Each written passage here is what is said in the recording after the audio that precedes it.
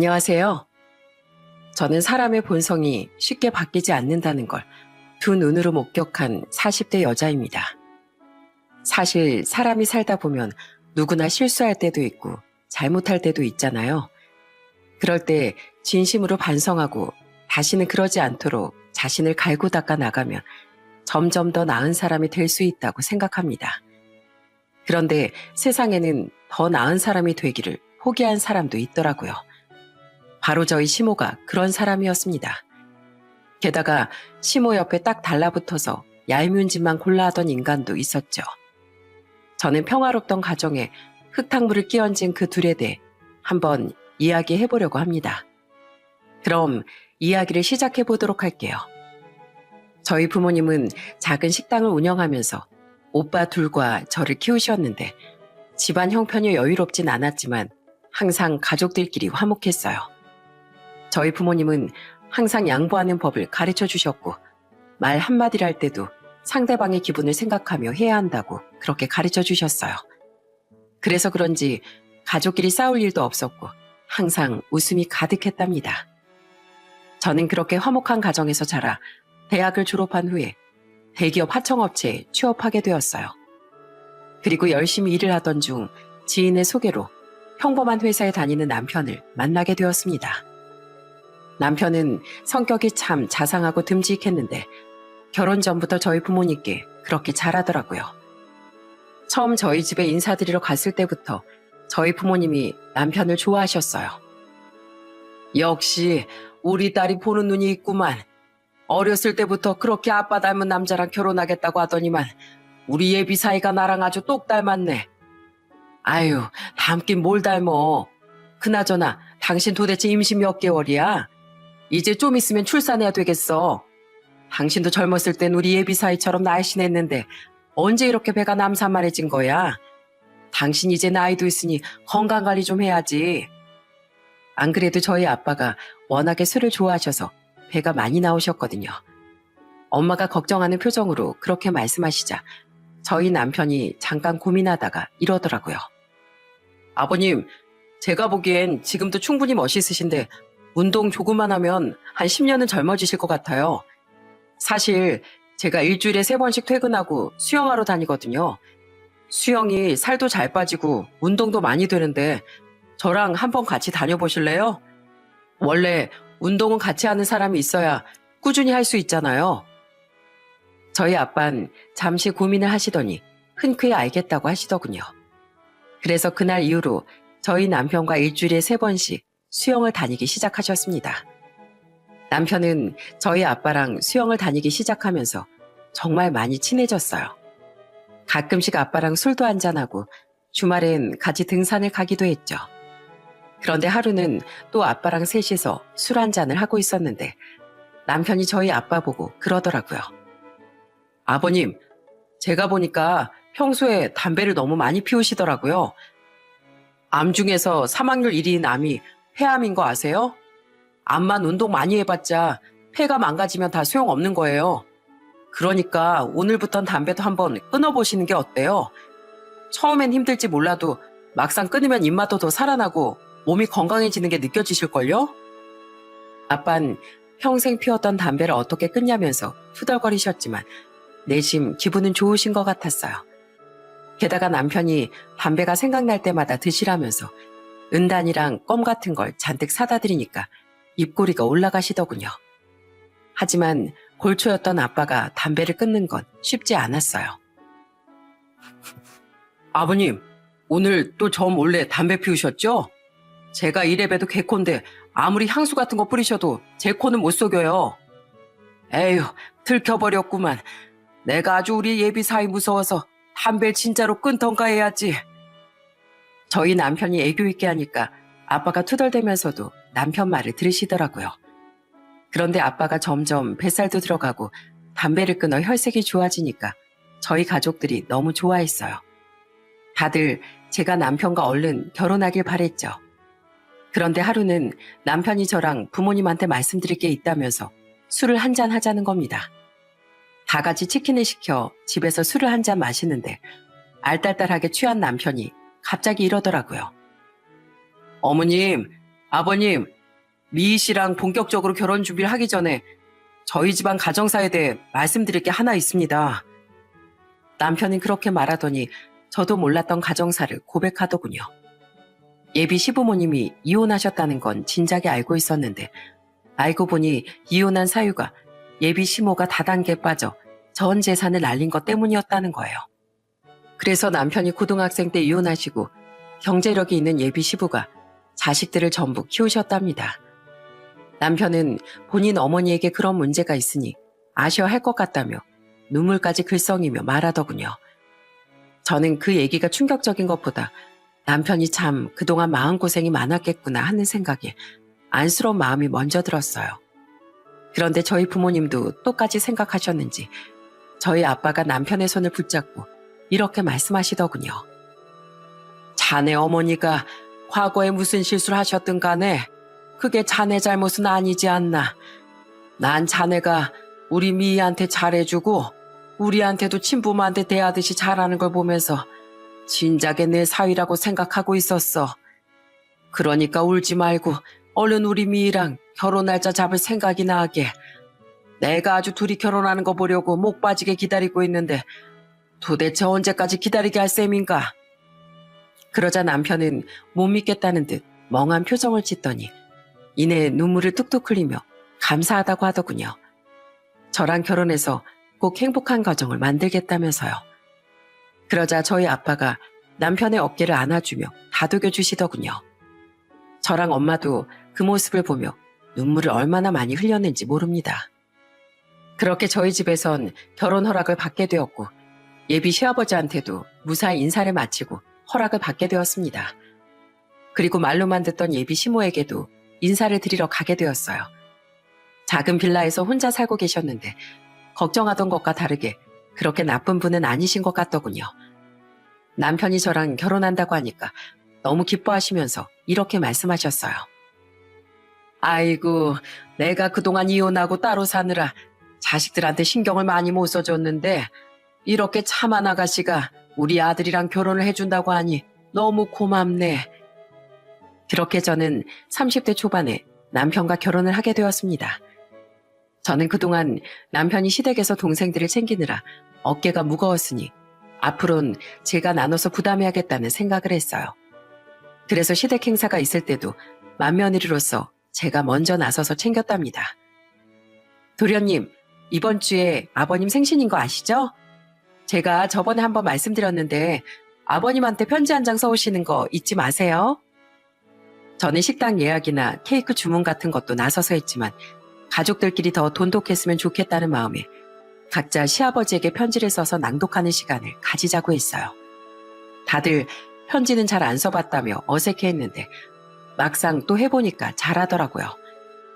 저희 막내 시누인 시아버지 생신 때 편지를 낭독하다가 눈물을 툭툭 흘리기도 했어요. 아빠, 생신 정말 축하드려요. 엄마 없이 혼자서 사남매 키우느라 정말 고생 많이 하셨죠? 그걸 뻔히 알면서도 이날까지 아빠한테 편지 한 통 안 써봤다는 게 참 죄송하네요. 아빠, 아프지 말고 우리랑 오래오래 살아야 돼요. 아시겠죠? 가족들 모두 제 덕분에 좋은 시간이었다며 고맙다고 하더군요. 그래서 저는 그 이후에도 시댁 식구들 생일이 있을 때마다 생일의 주인공에게 편지를 써서 읽어주는 시간을 가지자고 했습니다. 다들 쑥스러워하면서도 두 팔 벌려 환영을 하더군요. 그 와중에 저희 남편은 계속 저희 친정 아빠랑 수영을 다녔어요. 그 모습이 너무 좋아 보여 남편이 하는 것처럼 이번엔 제가 시아버지의 건강을 책임지겠다고 선언했습니다. 그래서 주말마다 시아버지랑 같이 동네 뒷산을 한 바퀴씩 돌고 산에 있는 운동기구로 운동도 같이 했죠. 이야, 우리 며느리 말 듣고 잠깐만 움직였는데도 허리가 아주 시원하네. 다음엔 철봉도 해볼까? 내가 그래도 왕년에 턱걸이를 좀 잘했었거든. 우와, 진짜요? 그럼 한번 해보세요. 제가 숫자 세어드릴게요. 하나, 둘, 셋, 넷, 다섯. 에이, 아버님, 5초는 너무 심한 거 아니에요? 오늘은 5초 버티셨으니까 다음번엔 10초 도전. 아시겠죠? 다행히 친정과 시댁 모두 저희 신혼집에서 가까워서 가능했던 일이었어요. 저희 시아버진 맵고 짠 음식을 좋아하셨는데 고혈압 때문에 혈압약을 드신다고 하시길래 너무 걱정이 되더라고요.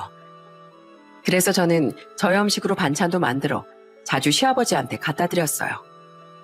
아버님, 혈압 있으신 분이 이렇게 짠 걸 드시면 어떡해요? 의사 선생님한테 혼나고 싶으세요?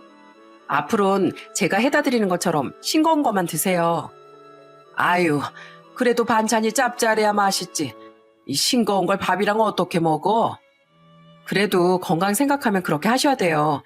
아버님, 저 없을 때 반찬에 몰래 소금 넣으시면 절대 안 돼요. 제가 아가씨들한테 감시하라고 시킬 거예요. 제가 시아버지의 건강을 챙기니까 저희 남편과 시댁 식구들 모두 저한테 고마워하더군요. 남편은 저희 집을 챙기고 저는 시댁을 챙기니까 서로 싸울 일도 없고 너무 행복했어요. 그렇게 저는 남편과의 사이에서 딸 둘을 낳았답니다. 시무하곤 원래 남편이 하던 대로 1년에 한두 번 만나 가볍게 식사 정도만 했어요. 자주 안 봐서 그런지 몰라도 특별히 트러블도 없고 만날 때마다 좋은 말씀을 많이 해주셨답니다. 그렇게 행복한 결혼 생활이 이어진 지도 벌써 6년이 되었어요. 그런데 매주 저랑 산에 가시던 시아버지가 어느 날부터 기력이 떨어지시는 것 같았어요. 처음엔 연세가 드셔서 그런 줄 알았는데 그게 아니었더라고요. 병원에 가서 검사를 해보니 암이라는 겁니다. 처음 시아버지가 암 진단을 받았을 땐 너무 충격이었지만 그래도 나을 수 있는 희망을 가지며 시아버지를 극진히 돌봐드렸어요. 아버님, 오늘은 어디 불편한 데 없으세요? 식사는 잘 하셨고요? 여기 혼자 계시는 거 너무 걱정되는데 그냥 저희 집에서 지내시는 게 어떠세요? 아이고, 됐어. 너도 애들 키우느라 바쁜데 나까지 신경 쓰게 할 수는 없지. 시아버진 계속 저보고 신경 쓰지 말라고 하셨는데 저는 그럴 수 없었어요. 그래서 틈날 때마다 시아버지를 찾아가 돌봐드렸답니다. 하지만 치료를 계속 받고 있는데도 시아버지의 병세는 호전되지 않고 더욱 심해져만 가더군요. 결국 투병 생활을 1년쯤 했을 때 병원에서 마음의 준비를 하라는 얘기까지 듣게 되었어요. 그런데 어느 날 시아버지가 시댁 식구들을 전부 다 불러놓고 이런 말씀을 하시더라고요. 얘들아, 내가 죽기 전에 너희한테 꼭 하고 싶은 말이 있다. 내가 죽고 나면 너희한테 부모라곤 너희 엄마뿐인데 앞으로 너희 엄마도 자주 찾아뵈며 살았으면 좋겠구나. 비록 돈 때문에 사골치긴 했지만 너희 어렸을 때 사남매 키우느라 고생 많이 한 사람이야. 너희가 엄마한테 미운 마음도 있겠지만 사람 일이 언제 어떻게 될지 모르는 거 아니겠니? 나중에 후회하지 말고 살아있을 때 조금이라도 더 왕래하고 지내거라. 대신 이것만큼은 명심하거라. 너희 엄마와 서로 위해주며 살되 돈거래만큼은 절대로 안 된다. 알겠느냐? 시아버지 그 말씀에 다들 눈물을 흘리며 고개를 끄덕였어요. 그리고 며칠 후 시아버진 결국 세상을 떠나셨습니다. 남편은 장례식 내내 울음을 그치지 못하더군요. 아버지, 저희하고 조금만 더 추억을 쌓고 가시지 그러셨어요. 왜 벌써 그렇게 가버리시냐고요. 저 역시도 시아버지가 돌아가셔서 가슴이 너무 미어지더라고요. 제가 나름 건강을 챙긴다고 챙겼는데 부족한 것 같아 죄송한 마음도 있었어요. 그런데 장례식이 끝난 후 남편이 저한테 이런 얘기를 하더라고요. 여보, 내가 곰곰이 생각해봤는데 우리 아버지 말씀이 맞는 것 같아. 아무리 잘못을 했다지만 그래도 우리 어머니잖아. 아버지랑은 시간을 많이 보냈는데도 이렇게 후회하는 걸 보니까 지금처럼 1년에 한두 번씩만 어머니 찾아뵙다간 나중에 내가 얼마나 더 후회할지 상상도 안 가. 그래서 나 이제부턴 어머니랑 조금 더 가까워질 수 있게 노력해보려고. 당신도 그래 줄 수 있을까? 저는 그렇게 말하는 남편에게 알겠다고 말하며 어깨를 토닥여줬어요. 그리고 그 이후부턴 한 달에 한 번씩 시모를 만나게 되었답니다. 만나서 같이 식사도 하고 저희 딸들 재롱도 보여드리고 조금이나마 용돈도 드렸어요. 시모는 저희가 자주 찾아뵈니까 너무 좋아하시더군요. 아이고, 우리 예쁜 소녀딸들 왔어? 이 할미가 맛있는 거라도 줘야겠네. 자, 여기 슈퍼에 있는 거 다 할머니 거니까 먹고 싶은 거 다 골라봐. 엄마 눈치 보지 말고 팍팍 집어와. 그렇게 조금씩 시모랑 친해지고 난 후 시댁 식구들과 다 같이 시모를 모시고 1박 2일로 펜션에 놀러 가기도 했어요. 그리고 그날 저녁 고기를 구워 먹으며 서로 허심탄회하게 속마음을 털어놓았답니다. 엄마, 그동안 우리 언니랑 오빠들이랑 다 엄마한테 얼마나 서운했는 줄 알아요? 이혼하고 나서 엄마가 우릴 1년에 한두 번밖에 안 찾아왔잖아요. 그때 난 초등학생이라 엄마가 보고 싶을 때가 많았는데 엄마가 날 미워해서 안 오는 줄 알았단 말이에요. 미안하다. 정말 미안해. 변명으로 들리겠지만 그때 나한테 너무 여유가 없었어. 내가 사고친도 메꾸느라 너무 정신이 없어서 너희를 도저히 챙길 수가 없더구나. 그리고 시간이 흘러 나도 어느 정도 한숨 돌렸을 땐 이미 너희들이랑 많이 멀어졌다는 생각이 들어 다가갈 수가 없었어. 그래도 엄마로서 먼저 용기를 내서 다가갔어야 했는데 그러지 못해서 정말 미안하구나. 그러자 이번엔 남편이 시모한테 이렇게 얘기하더군요. 엄마, 이제 반성하고 새삼 사시고 계시니까 괜찮아요. 앞으로는 우리 가족 헤어지지 말고 똘똘 뭉쳐서 잘 살아봐요. 이제 아버지도 안 계시니까 엄마가 우리 가족의 중심이 되어주셔야죠. 그래, 그러마. 내가 꼭 어른으로서 우리 가족을 이끌어가겠다고 약속하마. 그렇게 그날 저희 시댁 식구들은 서로 마음속에 있던 얘기를 모두 다 꺼내 시원하게 털어내고 앞으로 잘 지내보자고 약속을 했답니다. 그 이후 저는 시아버지한테 했던 것만큼은 아니지만 그래도 그에 못지않게 시모에게 잘해드리려고 노력했어요. 남편 역시도 그동안 못다한 효도를 하겠다며 시모를 자주 찾아뵙더군요. 처음에는 시모도 그런 저희한테 너무 고마워하고 뭐라도 더 해주시려고 노력하는 모습이 보였습니다. 그런데 그렇게 1년쯤 지냈을 때였어요. 이제는 제가 너무 편하다고 생각하셨는지 어느 날 갑자기 저한테 이러시더군요. 예, 내가 어디 꼭 쓸 데가 있어서 그러는데 딱 300만 원 정도만 빌려줄 수 있니? 네? 갑자기 300만 원을요? 뭐 때문에 필요하신 건데요? 나랑 아주 가까운 지인 중에 투자를 엄청 잘하는 사람이 한 명 있거든. 그 사람이 나한테 진짜 좋은 투자건을 알려줬는데 내가 갖고 있는 목돈이 있어야 말이지. 더도 말고 덜도 말고 딱 300만 원만 투자해볼까 하는데 네가 좀 빌려주면 안 되겠니? 빌려주면 내가 2배로 만들어서 돌려주마. 갑자기 투자를 한다면서 돈을 빌려달라는 시모를 보니 순간 시모와 절대 돈 거래는 하지 말라던 시아버지의 말씀이 생각났습니다. 어머님, 저 돈 없어요. 저희 부부 월급도 많지 않고 애들 키우느라 항상 쪼들리는데 돈이 어디 있어요. 에이, 그래도 둘이 버는데 설마 300만 원도 없을까? 내가 못 믿어서 그런 것 같은데 그럼 300만 원 말고 딱 100만 원만 빌려줘봐. 내가 진짜로 2배 만들어서 돌려준대도. 아니요, 저 그런 거 필요 없어요. 그렇게 하고 싶으시면 어머님이 단돈 10만 원이라도 넣어서 하시던지요. 아무튼 그 얘긴 앞으로 안 꺼내셨으면 좋겠네요. 저는 아예 딱 잘라서 거절을 해버렸습니다. 그 이후에도 몇 번 더 저보고 돈을 빌려달라고 하셨는데 절대 빌려드리지 않았어요. 그리고 돈 얘기는 없었던 것처럼 그냥 신경 쓰지 않고 평소처럼 지냈죠. 그러다가 시아버지가 돌아가신 지 2년쯤 됐을 때 시동생이 결혼을 하게 되었습니다.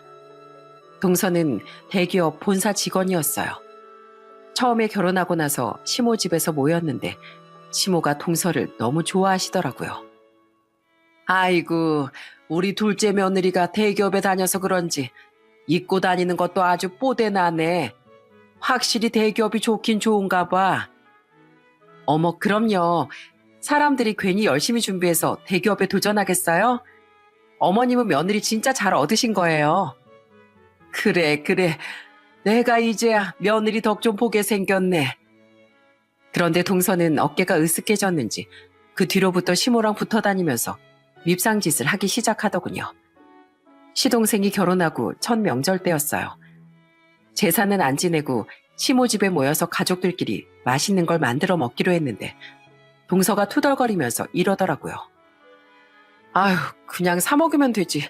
이 많은 사람들이 뭐하러 다 같이 음식을 해요. 이건 노동력 낭비예요, 낭비. 안 그래요, 어머님? 그래, 우리 둘째 며느리 말이 맞다. 큰애젠 가족들 단합시킨답시고 일을 너무 크게 벌이는 경향이 있어. 얘 둘째야, 너 뭐 먹고 싶니? 나랑 같이 나가서 그냥 사오자꾸나. 시모는 그렇게 말하고선 동서랑 팔짱을 끼고 집 밖으로 나가버리더군요. 그리고 잠시 후에 떡볶이랑 순대를 양손에 사들고 집에 돌아온 거예요. 저는 너무 어이가 없어서 동서한테 이렇게 얘기했습니다. 동서, 지금 가족들 다 같이 음식 만들고 있는데 그렇게 밖에서 사오면 나머지 가족들은 뭐가 돼? 이런 식으로 우리 집안 분위기 망칠 거야? 제가 뭘 어쨌다고 그러세요. 어머님도 귀찮게 음식하는 것보다 사 먹는 게 더 좋으시다잖아요. 돈이 없어서 노동력으로 때우는 것도 아니고 구질구질하게 왜 그러세요? 뭐라고? 동서, 우린 돈이 없어서 직접 만들어 먹는 게 아니라 같이 이렇게 음식 만들면서 도란도란 얘기도 하고 즐거운 시간 보내고 싶어서 이렇게 하는 거야. 서방님도 지금 동서 때문에 화난 거 안 보여? 그러자 이번엔 시동생이 나서서 한마디 하더군요. 여보, 제발 혼자 튀지 좀 마. 평소엔 사 먹더라도 오늘 같은 날은 같이 음식 좀 만들면서 기분 좀 내보면 안 돼? 왜 가족끼리 다 같이 하는 일에 혼자 초를 치는 건데? 아, 진짜 다들 나한테 왜 이래? 아, 알았어. 음식 만들면 되잖아. 별거 가지고 귀찮게 그러네. 결국 동서는 억지로 음식을 돕는 척 하긴 했지만 이미 가족들이 다 기분이 상한 상태라 다들 말이 곱게 나가지 않았어요. 결국 그날은 대충 차려서 먹고 해산하게 되었습니다. 그런데 동서의 튀는 행동은 거기서 끝나지 않았어요. 시모 생신 때 서로 말라오지 않게 한 집당 30만 원씩 하자고 형제들끼리 이미 얘기가 된 상태였는데 동서가 혼자 규칙을 깨고 시모한테 100만 원을 드린 거예요. 어머님, 생신 축하드려요. 저는 형님이나 아가씨들이랑은 다르게 100만 원 넣었어요. 역시 둘째 며느리가 최고죠? 어머, 아이 100만 원이라고? 아이고, 내가 둘째 며느리 잘 얻어서 이 나이에 호강을 다 해보는구나. 그나저나 큰애 넌 작은 애 좀 보고 배워라. 명색이 맏며느리라면서 30만 원이 뭐니?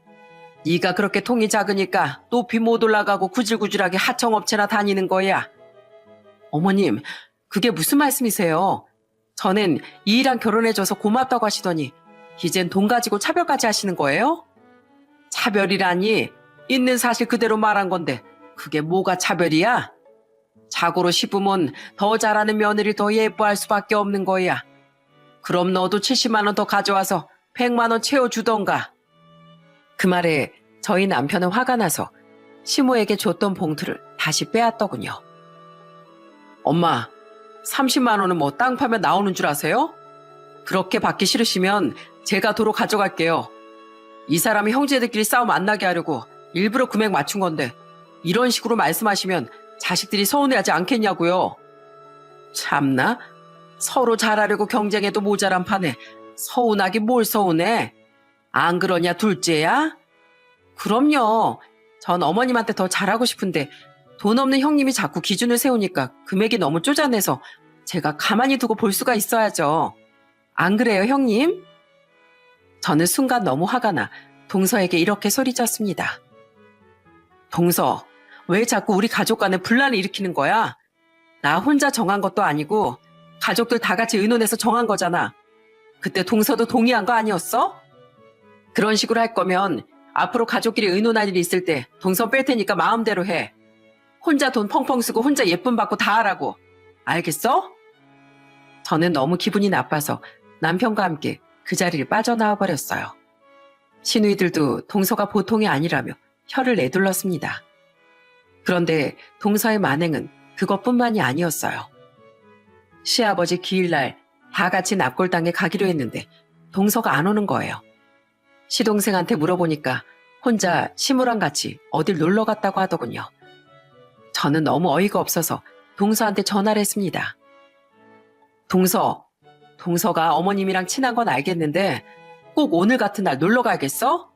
서방님도 지금 동서 때문에 한숨만 푹푹 쉬고 있단 말이야. 서방님이 오늘만큼은 같이 납골당에 가자고 했는데 들은 척도 안 했다며? 형님, 가족들이 그렇게 많이 가는데 굳이 저까지 가야 돼요? 그리고 솔직히 전 아버님 살아생전에 한 번도 뵌 적도 없는데 굳이 거기 가서 인사드리는 게 더 웃긴 거 아닌가요? 본 적도 없는 아버님보단 살아계시는 어머님한테 잘해드리는 게 맞는 거죠. 누가 어머님한테 잘해드리지 말래? 오늘 같은 날이라도 아버님께 인사드리자는 거잖아. 동서, 진짜 이런 식으로 할 거야? 하지만 제가 무슨 말을 해도 동서 귀에는 들어가지 않는 것 같았어요.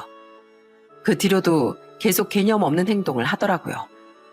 그런데 하루는 동서가 저한테 전화해선 뜬금없이 이러는 겁니다. 형님, 전에 어머님이 돈 빌려주면 빌려서 준다고 했는데 몇 번이나 거절하셨다면서요? 월급도 얼마 안 되면서 돈 불릴 생각을 하셔야지. 왜 돈 버는 법을 가르쳐줘도 못 받아먹어요? 내가 어머님한테 돈을 빌려주든 말든 동서가 무슨 상관이야? 겨우 그거 얘기하려고 나한테 전화한 거야? 아니요. 더 중요한 거 얘기하려고 전화했죠. 형님, 그때 어머님한테 돈 안 빌려드린 거 아주 바보 같은 짓이었어요. 저 이번에 어머님한테 100만 원 빌려드렸다가 200만 원으로 돌려받았거든요. 안 그래도 형님이랑 저랑 월급 차이가 나는데 이젠 더 차이 나게 생겼네요. 동서, 서방님한테서 예전에 어머님이 다단계 했다가 돈 날려먹으신 거 못 들었어? 돈거래는 웬만하면 안 하는 게 좋을 텐데. 그 얘긴 당연히 들었죠. 그런데 그건 옛날 일이고 지금은 다르잖아요. 그렇게 의심이 많으니까 형님이 구질구질한 생활을 못 벗어나는 거예요. 뭐라고? 동서, 지금 말 다 했어? 그래, 그렇게 좋은 투자권이 있으면 어머님 믿고 동서가 한번 열심히 해봐. 동선 월급도 많으니까 투자할 돈도 많아서 좋겠네.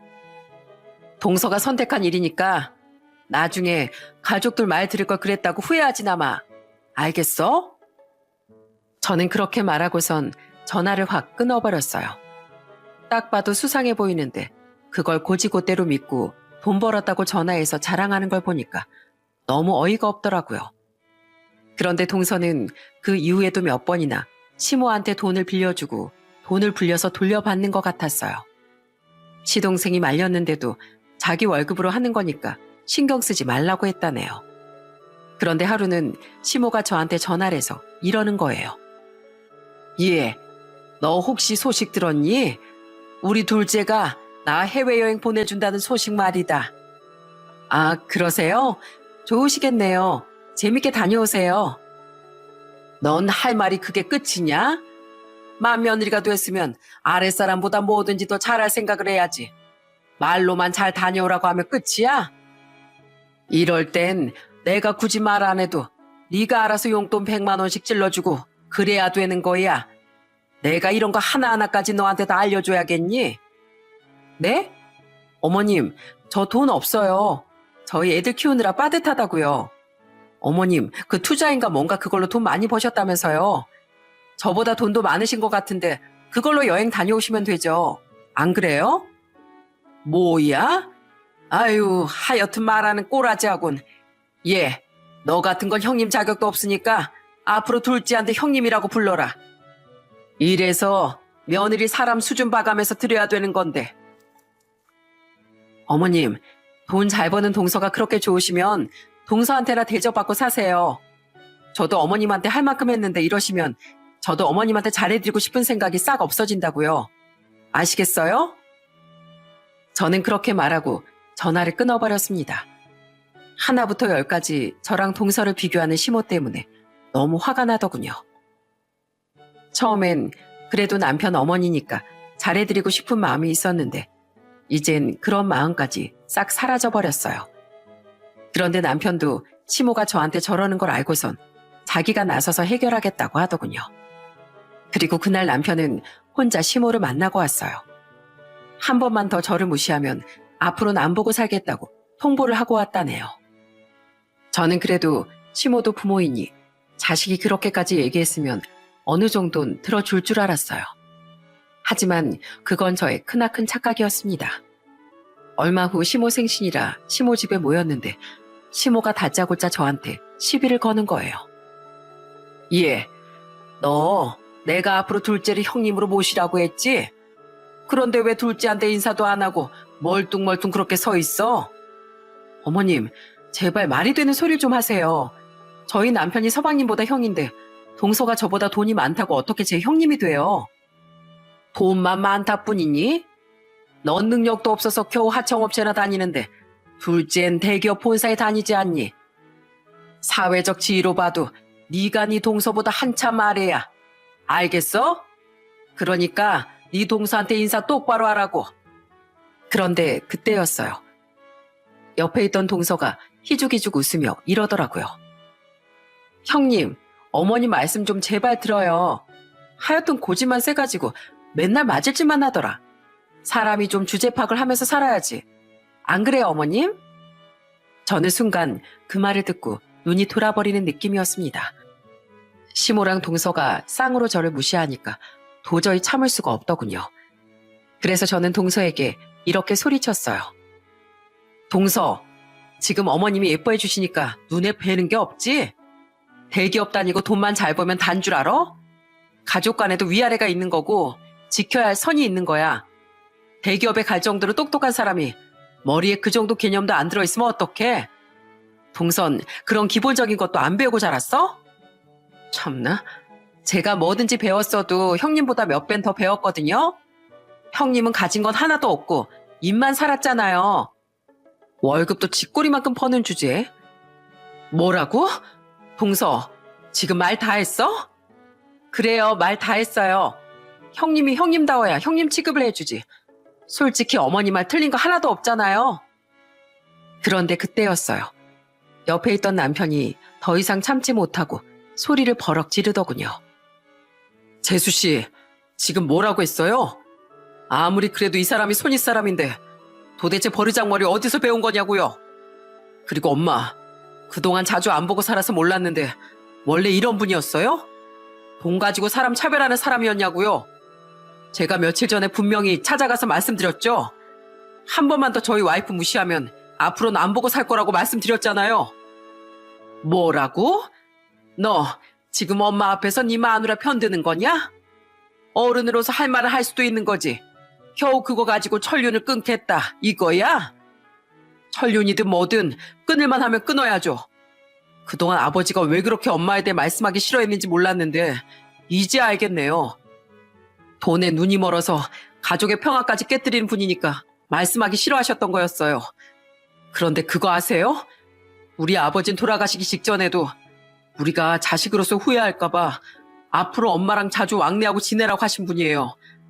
본인은 당신 때문에 전 재산 다 날리고 힘들어하셨으면서도 그렇게 말씀하실 정도로 마음이 넓으신 분이었다고요. 그래서 아버지 말씀대로 어머니랑 잘 지내보려고 했는데 이젠 더 이상 안 되겠네요. 이런 분인 줄 알았으면 애초에 친해지려는 노력도 하지 않았을 거예요. 참나, 별꼴이네 진짜. 그래서 뭐 어쩌라고? 솔직히 말해서 너희들이 나한테 뭐 해주는 거나 있냐?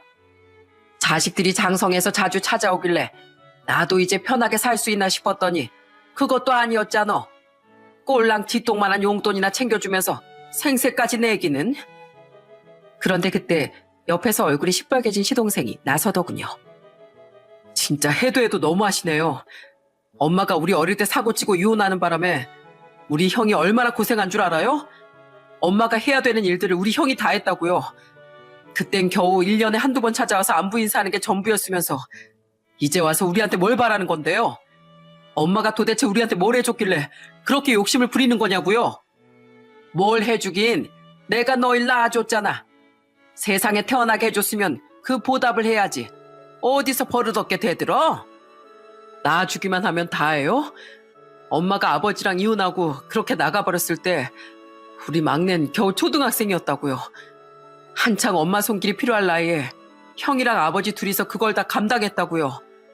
그리고 우리 형수님은 왜 그렇게 무시하는 건데요?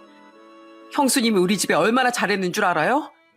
우리 아버지 건강하셨을 때부터 매주마다 찾아뵈서 같이 운동도 하고 몸에 좋은 반찬도 항상 챙겨드렸다고요. 아버지 아프시고 나서도 시도 때도 없이 찾아가서 아버지를 돌봐드리던 분이에요. 자식들도 못하는 걸 형수님이 다 하셨다고요. 그런데 엄마가 무슨 자격으로 형수님을 무시해요? 엄마가 형수님보다 나은 게 있긴 있어요? 그럼 시애빌 며느리가 챙기지 누가 챙기니? 뭘 당연한 거 가지고 이 난리야? 그게 당연하다고요? 도대체 어느 집 며느리가 그런 걸 당연하게 하는데요? 난 형수님이 우리 집에 들어와서 가족들이 더 돈독해지고 얼마나 좋았는지 몰라요. 그런데 지금 그렇게 돈독해진 우리 가족을 엄마가 다 망치고 있잖아요. 돈독 오른 엄마가 다 망가뜨리고 있다고요. 그리고 당신, 내가 형수님 무시하지 말라고 했지? 우리 형수님, 절대 당신이 무시할 수 있는 사람 아니야. 당신 이런 식으로 계속 형수님 무시하고 괴롭힐 거면 나랑 이혼해. 나 그 꼴 못 보니까 이혼하자고. 그러자 이번엔 시누이들까지 동서랑 시모한테 한마디씩 하더군요. 작은 올케 언니, 사람이 그렇게 사는 거 아니에요. 난 우리 큰오빠가 결혼을 잘했길래 당연히 작은 오빠도 좋은 여자랑 결혼할 줄 알았는데 이제 보니 우리 작은 오빠가 완전히 똥 밟았네요. 나도 작은 올케 언니 같은 사람이랑은 더 이상 상종하고 싶지 않으니까 제발 이혼해요. 그리고 엄마, 진짜 실망이네요. 엄마가 이런 사람인 줄도 모르고 보고 싶어서 그리워했던 그 어린 시절이 너무 후회스러워요. 앞으로 자식들 볼 생각하지 말고 그렇게 좋아하는 돈이나 끌어안고 살아요. 아시겠어요? 그러자 시모는 뻔뻔한 얼굴로 이렇게 소리치더군요. 참나, 아이 너희들이 그러면 내가 뭐 겁먹을 줄 알고? 자식이라는 것들이 부모 알기를 얼마나 우습게 알길래 이따위로 말을 해? 그래, 나도 너희 같은 자식들 필요 없다. 난 돈 잘 버는 대기업 며느리만 있으면 돼. 그러니까 너희들 당장 나가. 당장 나가라고. 그 와중에도 동서는 시모 옆에 찰싹 달라붙어서 건방진 표정을 짓고 있더군요. 그래서 저는 시모와 동서에게 이렇게 말했습니다. 네, 그렇게 좋아하는 대기업 며느리랑 한번 둘이 잘 살아보세요. 자식도 없이 평생 돈만 바라보면서 쓸쓸하게 사시라고요. 그리고 동서, 우리 착한 서방님 인생 망치지 말고 서방님 말대로 조용히 이혼해. 나 우리 서방님이 너 때문에 창창한 인생 꼬이는 거 절대 못 보니까. 알겠어? 저는 그렇게 말하고선 시댁 식구들 전부를 끌고 그 집에서 나와버렸습니다. 그리고 그 이후 저희 부부와 모든 시댁 식구들은 전부 다 시모와 연락을 끊어버렸어요. 그런데 며칠 후 시동생이 절 찾아와 이렇게 말하더군요. 형수님, 죄송해요. 제가 괜히 이상한 여자를 만나서 형수님한테 상처만 드렸네요. 그 인간 제가 이혼하자고 했는데도 아직도 정신을 못 차렸는지 저희 엄마랑 계속 만나고 있어요. 그 투자인지 뭔지 그것 때문에 돈 버는데 아주 재미 들려서 그런 것 같아요. 그래도 앞으로는 그 사람 때문에 형수님이 속상하실 일 없을 겁니다. 저 그 인간한테 이혼 청구했거든요. 형수님, 앞으로는 그냥 우리 형제들끼리만 오순도순 살아요. 저희 엄마라는 인간도 이제 신경 쓰지 마시고요. 그 이후 시동생은 결국 동서와 이혼을 하게 되었습니다. 그리고 저희 가족들은 다시 예전처럼 평화를 되찾게 되었어요.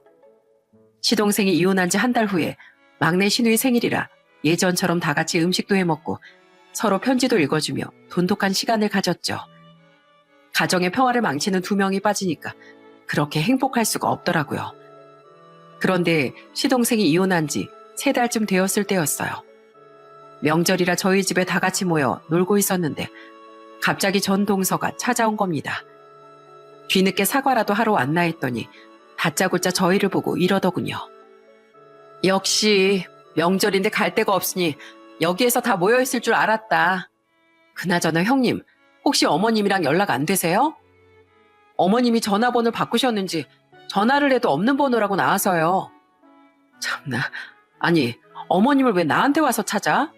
우리 그날 이후로 어머님이랑 연 끊은 거 몰라? 그래도 형님은 맏며느리고 아직 아주버님이랑 살고 계시니까 아실 줄 알았죠. 진짜 모르는 거 맞아요? 아가씨들은요? 어머님한테 연락 받으신 거 없어요? 아니 없다니까 그러네. 다짜고짜 찾아와서 왜 어머님 행방을 묻고 난리야? 네가 어머님이랑 제일 친하잖아. 이혼하고 나서도 계속 왕래하고 지내는 거 아니었어? 그랬죠. 그런데 갑자기 연락이 끊겼단 말이에요. 어머님한테 제 돈 5천만 원이나 빌려드렸는데 그걸 2배로 불려서 주신다고 했으면서 도망가 버리셨다고요. 집에 찾아가도 아무도 없고 슈퍼도 텅텅 비어 있었어요. 이제 저 어떡해요? 한 푼도 아니고 5천만 원을 어떻게 되찾냐고요. 전 동서가 그렇게 말하는데 다들 기가 막혀서 코웃음을 쳤습니다. 어쩐지 전 시모가 자꾸 돈을 불려서 준다는 게 이상했는데 전 동서의 얘기를 들어보니 또 다단계나 다른 투자 사기에 연루된 것 같았어요. 야, 그래서 내가 어머님이랑 돈 거래하지 말라고 경고했지? 서방님도 몇 번이나 말렸는데 괜찮다면서 투자한 건 너 아니었어? 네가 그때 나보고 돈 벌 방법을 알려줘도 안 한다면서 바보라며? 그런데 지금 보니까 진짜 바본 내가 아니라 너인 것 같은데? 대기업까지 다닌다는 똑똑한 사람이 도대체 그런데 왜 넘어가? 뇌는 장식으로 들고 다니니? 그땐 어머님이 진짜로 2배로 불려서 주셨단 말이에요. 처음엔 100만 원으로 시작했는데 300만 원, 500만 원 늘어가도 계속 2배로 들어오길래 당연히 이번에도 그럴 줄 알았어요. 그래서 5천만 원이나 되는 큰 돈을 투자한 거란 말이에요. 그런데 지금 보니까 완전히 사기였어요. 제가 돈 잘 버는 것 같으니까 저를 살살 구슬려서 돈을 뜯어낸 거였다고요. 저 이제 어떡해요? 저 이제 어떡하냐고요. 어떡하긴 뭘 어떡해. 네가 알아서 경찰에 신고해서 붙잡던지 아니면 인생 공부했다고 생각하고 열심히 다시 돈 벌어서 메꾸던지 해야지. 왜 아무 관련도 없는 우리한테 찾아와서 이 난리야? 여기 계신 분들이 다 어머님 가족들이시잖아요. 가족이니까 어머님 대신에 저한테 보상이라도 해주셔야 되는 거 아니에요? 그런데 그때였어요. 시동생이 성큼성큼 전 동서에게 다가가 뺨을 한 대 때리더군요. 야, 헛소리 하지 말고 꺼져. 그 사람은 이제 우리 엄마도 아니고 우리 가족도 아니야. 그리고 너도 우리랑 완전히 남남이고 명절이라 가족들끼리 즐거운 시간 보내고 있는데 왜 또 찾아와서 초를 쳐? 다 네가 자처한 일이니까 네가 알아서 감당해. 알겠어? 당장 여기서 나가라고. 여보, 이러지 말고 나 한 번만 도와줘. 형님이라도 좀 도와주세요. 같은 며느리끼리 돕고 살아야죠. 저는 너무 어이가 없어서 전 동서에게 이렇게 말했습니다. 형님 같은 소리 하고 있네. 야, 전에 돈 없다고 무시할 때는 언제고 이제 와서 돈 다 떨어지니까 나한테 매달리는 꼴이 우습지도 않냐? 돈 잘 버는 대기업 직원이니까 네가 알아서 해결해. 아니면 어머님한테 찾아가서 다시 한번 돈 벌게 해달라고 싹싹 빌어보던가. 저는 그렇게 말하고선 시댁 식구들과 함께 전 동서를 밖으로 내쫓아버렸어요. 다들 전 시모가 돈을 들고 날랐다는 말에 한숨을 푹푹 내쉬더군요. 역시 사람은 변하지 않는다면서 우리 인생에 엄만 없다고 생각하자는 남편의 말에 다들 고개를 끄덕였어요. 그 이후 저는 그 일에 신경 쓰지 않고 그냥 평소처럼 지냈습니다. 전 동서가 전 시모를 경찰에 신고했는지 안 했는지 별로 관심도 없었고요. 그런데 시간이 흘러 시동생이 이혼한 지 1년쯤 되었을 때였어요. 남편이 화장실에서 씻고 있었는데 갑자기 남편 휴대폰에 모르는 번호로 전화가 걸려온 겁니다. 한 번 안 받았는데 똑같은 번호로 또 전화가 오길래 제가 대신 받았습니다. 그러자 휴대폰 너머로 익숙한 목소리가 들려오더군요. 그건 바로 전 시모였어요. 너 큰애니? 내 아들한테 전화했는데 왜 네가 받어? 제 남편 전화니까 제가 받죠. 쓸데없이 왜 전화하셨어요? 그게 사실 너희가 나 좀 도와줬으면 해서. 내가 지금 다단계로 크게 사기를 당하는 바람에 돈도 없고 갈 데도 없는데 그래도 너희가 내 자식들이지 않니? 참나, 다단계로 사기를 당한 게 아니라 사기를 친 거겠죠. 전 동서가 아줌마한테 5천만 원이나 뜯겼다고 하던데요. 뭐? 아니, 네가 그걸 어떻게 알아? 어떻게 알긴요. 그 인간이 저희 집까지 찾아와서 아줌마가 뜯어간 돈을 우리 보고 물어내라고 난리치던데요, 뭘. 그런데 저희가 미쳤어요? 그 돈을 물어주게? 잘못을 했으면 저희한테 도와달라고 하지 말고 경찰에 자수해서 벌이나 달게 받으세요. 아시겠어요? 이 나이에 경찰에 자수해서 깜빵을 가라는 얘기냐? 나도 이거 사기당한 거야. 네 동서한테 돈을 뜯은 건 맞지만 내 피해 금액이 더 크다고. 여태까지 네 동서가 무서워서 숨어 지냈는데 이젠 더 이상 돈도 없고 갈 데도 없어서 이렇게 전화를 한 거야. 그래도 우리 이렇게 사이 틀어지기 전까진 서로 잘 지냈잖니. 그러니까 예전 일은 다 잊고 다시 잘 지내보면 안 될까?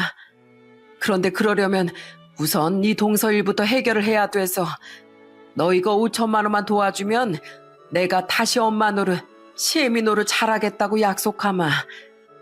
아줌마, 정신 나갔어요? 본인이 사기친 걸 왜 저희 보고 갚아달래요? 아줌마랑 다시 보고 살 일도 없고 그 돈 갚아줄 일은 더 없어요. 죽었다 깨어나도 그렇게 못한다고요. 그런데 그때 씻고 나온 남편이 통화 내용을 들었는지 휴대폰을 낚아채서 이렇게 소리치더군요. 엄마, 언제까지 자식들한테 피해만 주면서 사실 거예요? 그 옛날 우리 가족을 그렇게 힘들게 했으면 반성하고 다신 그러지 마셨어야죠. 저희가 한번 기회를 주고 다시 잘 지내보기로 했을 때 그 기회를 잡으셨어야죠. 그런데 이젠 늦었어요. 이렇게 애원해봤자 소용없다고요.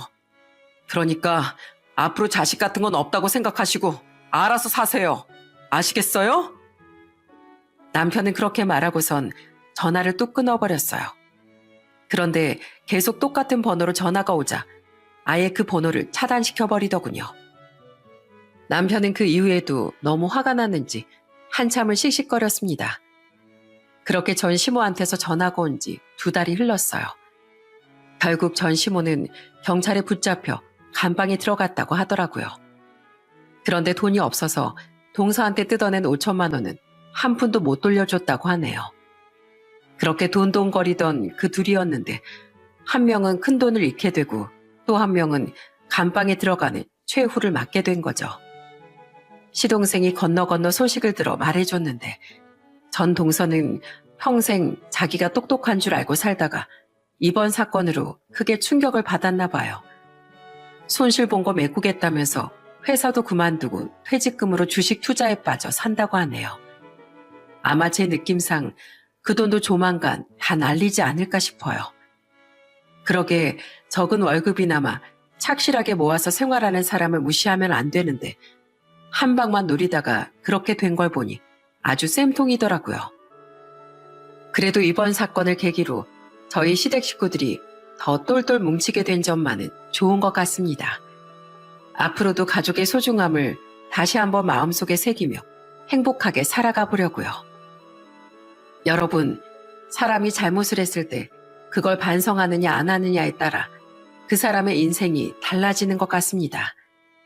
제 사연을 들으시는 분들은 꼭 한 번씩 자기 자신을 돌아보며 더 나은 사람이 되도록 노력하셨으면 좋겠습니다. 물론 저도 그렇게 할 거고요. 그럼 저는 이쯤에서 제 이야기를 마쳐보도록 할게요. 오늘도 웃음이 가득한 하루 보내시길 바라겠습니다. 들어주셔서